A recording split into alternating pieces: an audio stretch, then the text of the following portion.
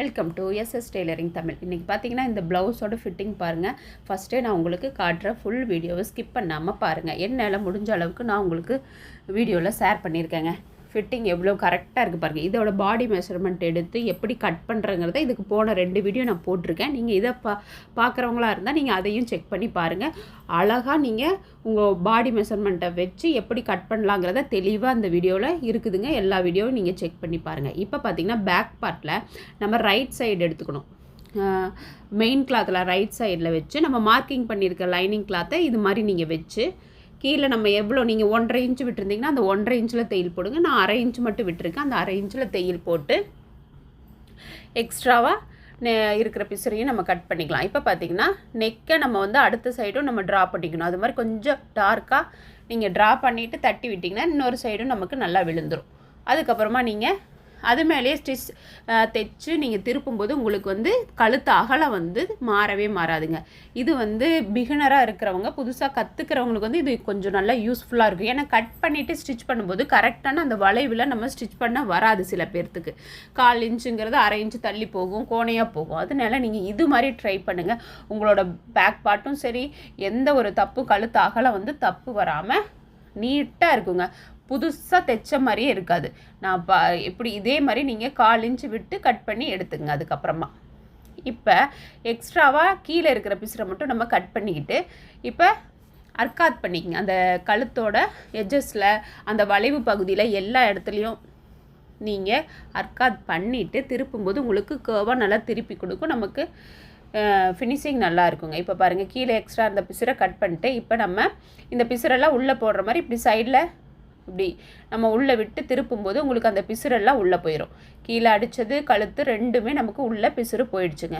இப்போ நல்லா இழுத்து விட்டுட்டு நல்லா உதறி அயன் பண்ணிட்டா கூட இன்னும் கொஞ்சம் உங்களுக்கு நல்லாயிருக்கும். நல்லா நீவி விட்டுக்குங்க. விட்டதுக்கப்புறமா கீழே எட்ஜஸில் ஓரமாக நீங்கள் தையல் போட்டுக்குங்க. அதுக்கப்புறமா நீங்கள் இன்னொரு தையல் 1 இன்ச்சு கேப்பில் போட்டுக்கலாம். நீங்கள் உள்ளே ஒரு 1/2 இன்ச்சு துணி விட்டிங்கன்னா அந்த 1/2 இன்ச்சு கேப்பில் கூட நீங்கள் போட்டால் பரவாயில்ல, இல்லைன்னா 1 இன்ச்லேயும் நீங்கள் போடலாம். இப்போ பாருங்கள், நான் ஃபஸ்ட்டு எட்ஜஸில் போட்டுக்கிறேன். அதுக்கப்புறமா நான் ஒரு 1/2 இன்ச்சுக்கு மேலே தள்ளி போட்டிருக்கேன் பாருங்கள். இதே மாதிரி நீங்கள் போட்டுக்குங்க. நெக்ஸ்ட்டு ஓரமெல்லாம் நம்ம நல்லா உதறி விட்டுட்டு நல்லா அந்த கழுத்தெல்லாம் நீங்கள் எடுத்து விட்டுறணும். அப்போ தான் லைனிங்கும் மெயின் பீஸும் கரெக்டாக இருக்குங்க.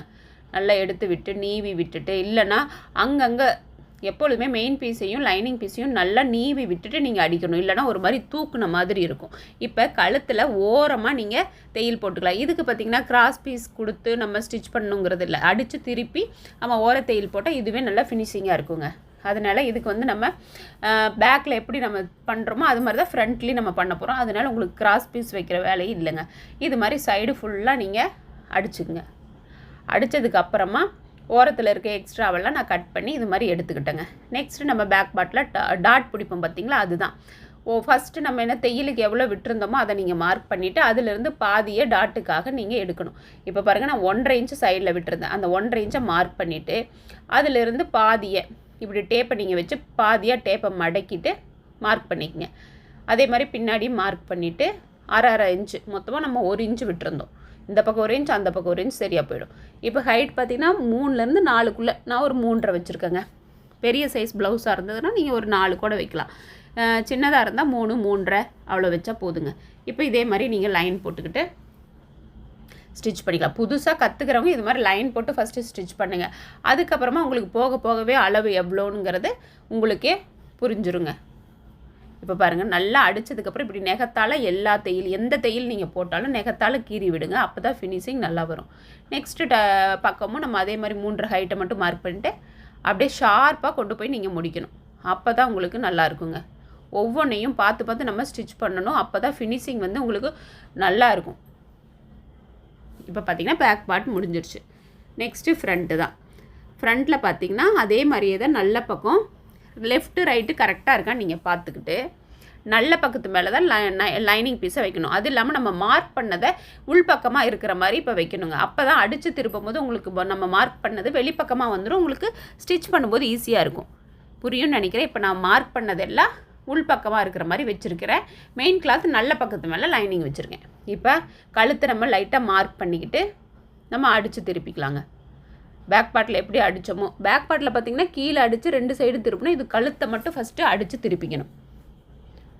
கரெக்டாக அந்த உங்களுக்கு வரல அப்படின்னா நீங்கள் ட்ராயிங் நல்லா பண்ணி பொறுமையாக நீங்கள் அது மேலே தையல் போடுங்க. இது மாதிரி கட் பண்ணிவிட்டு ஒரு 1/4 இன்ச் விட்டு கட் பண்ணிவிட்டு அந்த வளைவு பகுதியிலலாம் நல்லா இருக்காது பண்ணிக்கங்க.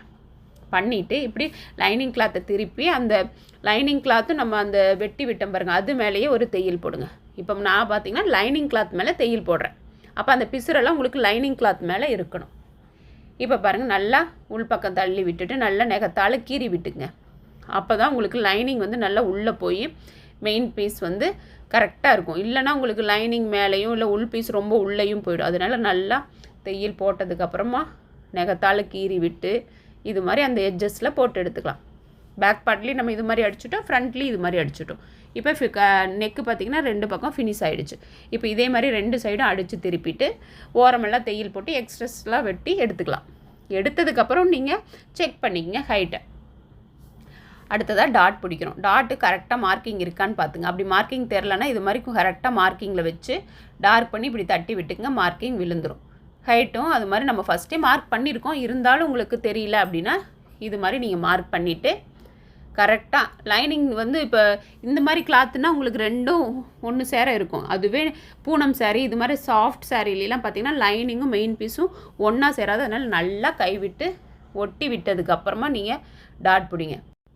அப்போ பார்த்திங்கன்னா அளவுகள் மாறாமல் நம்ம கரெக்டாக இருக்கும்.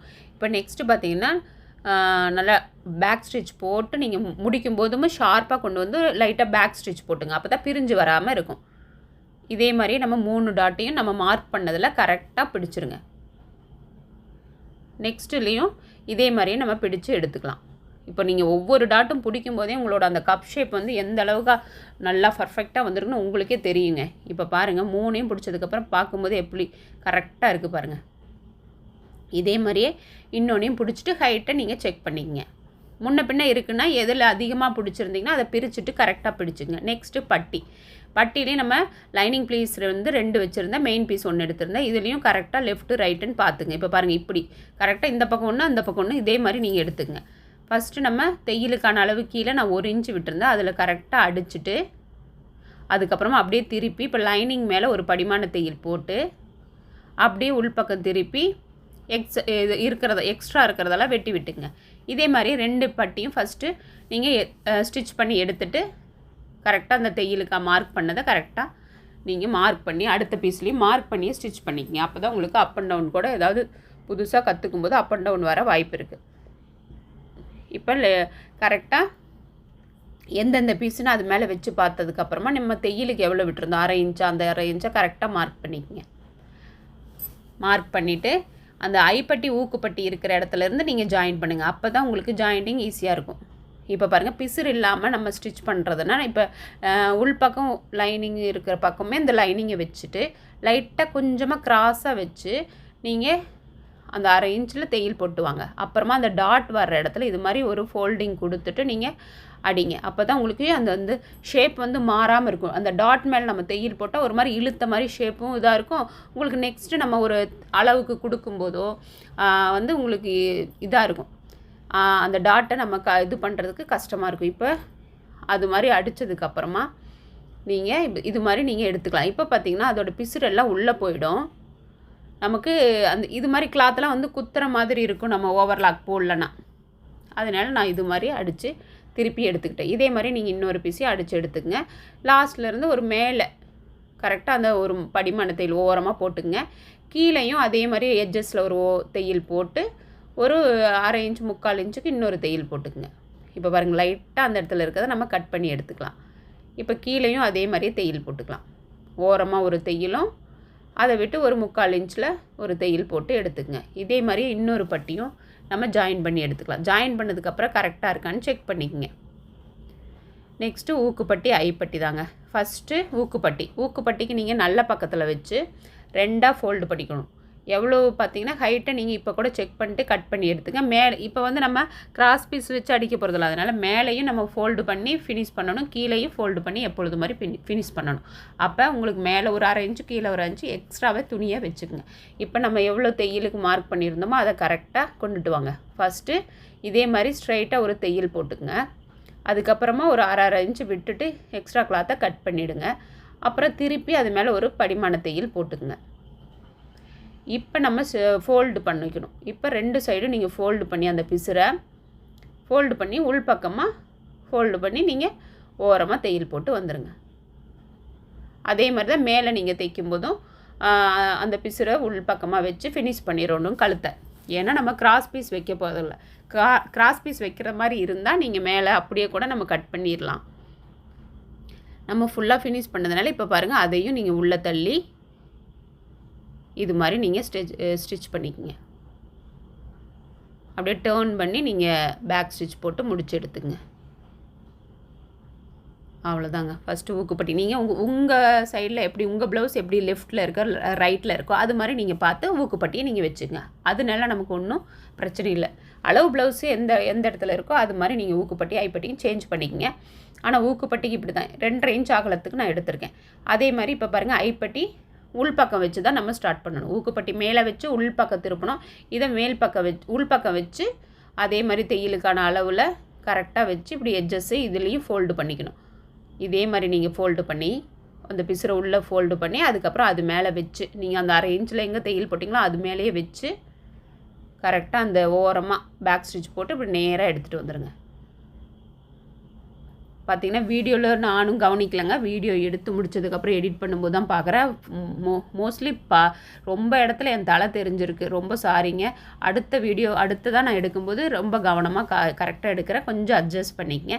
இப்போ பார்த்திங்கன்னா நெக்ஸ்ட்டு ஸ்லீவை நம்ம ஸ்டிச் பண்ணிக்கலாம். ஸ்லீவ்லேயும் நீங்கள் நல்ல பக்கத்து மேலே லெஃப்ட்டு இப்போ ஃப்ரண்ட்டு இது மாதிரி நீங்கள் வைக்கும்போது உங்களுக்கு மாறாது. லெஃப்ட்டு ரைட்டு கரெக்டாக வந்துடும். கரெக்டாக இது மாதிரி நீங்கள் வச்சுக்கோங்க. அடித்து நமக்கு திருப்பும்போது உங்களுக்கு கரெக்டாக வந்துடுங்க. இப்போ பாருங்கள், கரெக்டாக இது மாதிரி நீங்கள் கரெக்டாக ஃப்ரண்ட்டை நீங்கள் மார்க் பண்ணிவிட்டு அடிங்க. இல்லைனா ஒரு சைடாகவே ஸ்லீவ் போகிறதுக்கு வாய்ப்பு இருக்குது. அதனால நீங்கள் என்ன பண்ணுறீங்க, ஃபஸ்ட்டு அடித்து திருப்பிட்டு அதுக்கப்புறமா கூட நம்ம செக் பண்ணிக்கலாம். இப்போ லைனிங் தானே, அதை கூட நம்ம மாற்றி கூட வச்சுக்கலாம். அதனால் ஒன்றும் பிரச்சனை இல்லை. இப்போ பாருங்கள், திருப்பிட்டு நான் ஒரு தையல் லைனிங் மேலே ஒரு தையல் போட்டு எடுத்துக்கிறேன். இதே மாதிரி இன்னொரு பீஸையும் நீங்கள் ஃபஸ்ட்டு ஸ்டிச் பண்ணிக்கங்க. வெட்டுறதை நீங்கள் அப்புறமா பண்ணிக்கலாம். ஏன்னா நம்ம ஃபஸ்ட்டு கரெக்டாக இருக்கான்னு செக் பண்ணிவிட்டு நீங்கள் கட் பண்ணிக்கலாம். இப்போ அந்த ஓரமாக பாருங்கள், ஒரு எட்ஜஸ்ஸாக ஒரு தையல் போட்டுக்கலாம். எட்ஜஸில் இப்போ பார்த்தீங்கன்னா லெஃப்ட் ரைட்டு கரெக்டாக இருக்கான்னு நம்ம செக் பண்ணிவிட்டு நீங்கள் கட் பண்ணுங்கள் மெயின் பீஸை. இது நிறையா பேர்த்துக்கு இது மாதிரி மிஸ்டேக் வர வாய்ப்பு இருக்குது. அதனால தான் நான் சொல்கிறேன், நீங்கள் ஸ்லீவை ஃபஸ்ட்டு அடித்து திருப்பிட்டு கரெக்டாக இருக்கான்னு செக் பண்ணுங்கள். அப்படி இல்லைம்மா ஒரே சைடு வந்திருந்தால் கூட ஒரு ஸ்லீவை மட்டும் பிரிச்சுட்டு அடிச்சுக்கலாம். அதனால் ஒன்றும் தப்பில்லை.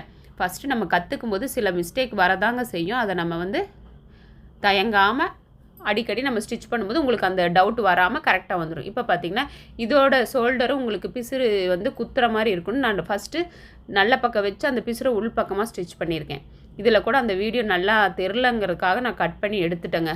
அதனால் நீங்கள் எப்பொழுது மாதிரி நீங்கள் ஸ்லீவை ஜாயின் பண்ணுறதுனாலும் பண்ணிக்கலாம். இல்லைனா அந்த பிசுறுக்கிட்ட ஒரு 1/4 இன்ச்சு தையல் போட்டு அந்த பிசுரை அதுக்கப்புறம் நம்ம எப்பொழுதும் ஷோல்டர் ஜாயின் பண்ண போகிறோங்க, அது மாதிரியும் பண்ணிக்கலாங்க. நெக்ஸ்ட் வீடியோவில் நான் அதை தெளிவாக சொல்கிறேங்க. இப்போ பார்த்திங்கன்னா ஸ்லீவை நம்ம எப்பொழுது மாதிரி ஷோல்டர் சென்டர்லேருந்து ஜாயின் பண்ணிக்கிட்டோம். ஒரு சைடு ஜாயின் பண்ணிட்டேன். இப்போ இன்னொரு சைடு நான் ஜாயின் பண்ணி எடுத்துக்கிறேங்க. இப்போ பாருங்கள், ஸ்லீவில் அப் அண்ட் டவுன் வராமல் எவ்வளோ கரெக்டாக வந்திருக்குன்னு பாருங்கள். கரெக்டாக வந்திருக்கு.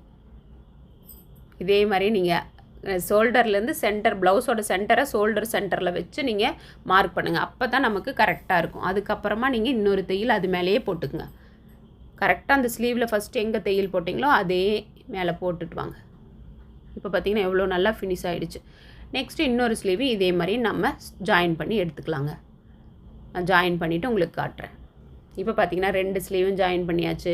ஐப்பட்டி ஊக்குப்பட்டி முடிச்சாச்சு. கழுத்தும் ஃபினிஷ் ஆகிடுச்சு. அவ்வளோதாங்க. இனி சைடு ஜாயின் பண்ணால் நம்மளோட ப்ளவுஸ் ஃபினிஷ் ஆகிடுச்சு. இப்போ பாருங்கள், ஷோல்டர் நம்ம ஜாயின் பண்ணி எடுத்தாச்சு. இப்போ பாருங்கள், இடுப்பு சுற்றளவு எனக்கு பார்த்திங்கன்னா 29. அது 4ஆல் வகுக்கும்போது எனக்கு 7.25 வந்துச்சு. இடுப்பை ஃபஸ்ட்டு பேக் பார்ட்டில் 7.25 மார்க் பண்ணிக்கிறோம். முன்னாடி ஐப்பட்டியில் வந்து ஒரு காய்பட்டியை விட்டுட்டு நீங்கள் மார்க் பண்ணணும். ஊக்குப்பட்டியில் கரெக்டாக வச்சு இலைகாலம் மார்க் பண்ணிக்கங்க. நெக்ஸ்ட்டு ஸ்லீவையும் நீங்கள் ஒரு வாட்டியே செக் பண்ணிவிட்டு எனக்கு பார்த்திங்கன்னா ஒரு 5.5 5.15 வந்துச்சு. நான் 5.15க்கு கொஞ்சம் அதிகமாகவே வச்சுக்கிட்டேன். ஏன்னா இது லைனிங் ப்ளவுஸ் நமக்கு டைட்டாக இருக்க வாய்ப்பு இருக்குன்ட்டு. இப்போ நீங்கள் கரெக்டாக அந்த ஜாயிண்ட்டுக்கிட்ட நீங்கள் கரெக்டாக எடுத்து வச்சு இதே மாதிரி ஸ்டிச் பண்ணுங்கள். இப்போ பாருங்கள் எனக்கு எவ்வளோ கரெக்டாக வந்திருக்குன்னு. இதே மாதிரி இன்னொரு சைடும் நீங்கள் அளவுகளை மார்க் பண்ணிவிட்டு ஸ்லீவோட அளவுகளை மார்க் பண்ணி தையல் போட்டுக்குங்க. உங்களுக்கு இதே மாதிரி ஸ்டிச் பண்ணுங்கள். அப் அண்ட் டவுன் வராது, எந்த ப்ராப்ளமும் வராதுங்க. இப்போ பாருங்கள் இது வந்து இந்த கிளாத் குத்தும் ஓவர்லாக் நம்மக்கிட்ட இல்லை அப்படிங்கிறதுக்காக நான் அந்த பிசுரெல்லாம் உள் பக்கமாக ஃபோல்டு பண்ணி இது மாதிரி ஸ்டிச்சஸ் போட்டுக்கிட்டேன். இப்போ பாருங்கள் ஃபினிஷிங் எப்படி இருக்குன்னு பாருங்கள். பிடிச்சிருக்குன்னு நினைக்கிறேங்க. ஏதாவது டவுட் இருந்தால் கமெண்ட் பண்ணுங்கள். நீங்களும் கண்டிப்பாக ட்ரை பண்ணி பாருங்கள். நான் பாடி மெஷர்மெண்ட் எப்படி எடுக்கணும், அதை எப்படி மார்க் பண்ணி கட் பண்ணணும், எப்படி ஸ்டிச் பண்ணணுங்கிறத போட்டிருக்கேன். செக் பண்ணி பாருங்கள். பிடிச்சிருந்தால் லைக் பண்ணுங்கள். பாய்.